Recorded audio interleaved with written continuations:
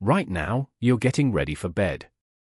You lock the front door, switch off the lights, and maybe glance down the hallway one last time before heading to your room. It feels automatic.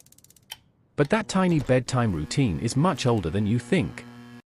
Long before houses, cities, or even farming existed, our ancestors had one goal every single night: survive until sunrise. So why was the dark so terrifying for ancient humans? And if we live in safe homes today, why does a part of your brain still feel uneasy when the lights go out? To answer that, we need to go back millions of years. Long before humans appeared, our mammal ancestors lived in a dangerous world dominated by giant reptiles. The safest strategy wasn't to fight, it was to hide. Many early mammals became active at night, relying on their hearing and sense of smell instead of sharp eyesight. Later, as primates evolved, our ancestors gradually became daytime creatures. Our vision adapted to bright sunlight, giving us excellent color vision but making us surprisingly poor at seeing in the dark. That trade was worth it. During the day, humans could spot fruit, recognize faces, and work together while hunting. But when the sun disappeared, those advantages disappeared too. Night belonged to the predators. Imagine standing on the African savanna 2 million years ago. You're part of a small group of Homo erectus. There are no walls, no tents, and certainly no flashlights. The sun sets. Suddenly every sound feels important. A rustle in the grass. A branch snapping. A distant growl. You can't tell what's making the noise, or how close it is. That's exactly the kind of uncertainty predators loved. Lions, leopards, hyenas, giant snakes, and other hunters were often far more comfortable moving through darkness than humans ever were. Your ancestors couldn't simply ignore strange noises. If they guessed wrong, they might not get another chance. So their brains learned to expect danger. And that instinct never completely disappeared. Archaeologists have found that early human camps were often placed where people had a clear view of the surrounding landscape. A comfortable sleeping spot mattered far less than being able to spot trouble before it reached the group. Safety came first. But even the best campsite couldn't stop the night itself. Everything changed with one discovery. Fire. Exactly when humans learned to control fire is still debated, but one of the strongest pieces of evidence comes from Wonderwork Cave in South Africa. Researchers discovered layers of ash and burned animal bones dating back nearly 1 million years, suggesting that early humans were using fire deep inside the cave. If that's correct, fire wasn't just another useful tool. It completely changed human life.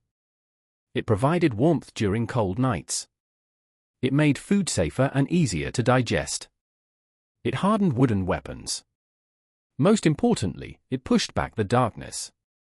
Many large predators naturally avoid open flames. A burning campfire didn't make humans invincible, but it created something they had never really had before. A safe place to spend the night. Think about what that meant. For countless generations, sunset meant hiding and hoping for the best. Now a small circle of firelight gave families time to breathe. Time to rest. Time to think. And eventually, time to talk. Here's what makes this so important. Fire didn't just help humans survive the night. It transformed what happened after sunset. During the day, everyone was busy finding food, making tools, or traveling. At night, people gathered around the fire. Stories were told. Children learned from older generations. Hunters shared what they had seen. Families laughed together after a successful day. Anthropologist Polly Wiesner observed something similar among modern hunter-gatherer societies. Daytime conversations usually focus on practical tasks. But once people gather around a fire after dark, the conversation shifts toward stories, traditions, myths, and social relationships. In other words, the campfire may have become humanity's first classroom. Knowledge could be passed from one generation to the next without anyone writing a single word. That's a huge step toward civilization. But not every fear came from a real predator. Sometimes the danger existed only in your mind. Human brains evolved to make quick decisions under uncertainty. If something moved in the bushes at night, it was usually smarter to assume it was dangerous than harmless. The cost of being wrong wasn't equal. Mistaking the wind for a lion wasted a few seconds. Mistaking a lion for the wind could end your life. Evolution rewarded cautious people.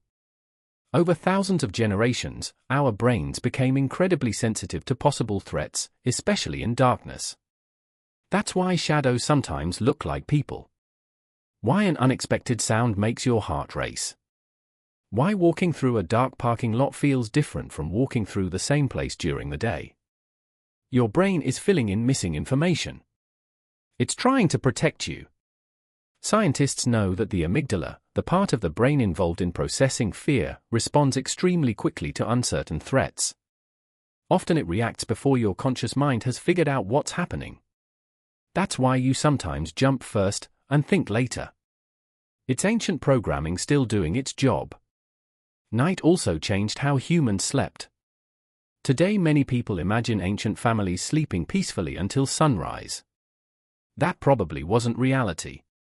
Researchers studying modern hunter-gatherer groups, including the Hadza of Tanzania, found that people naturally wake up at different times throughout the night.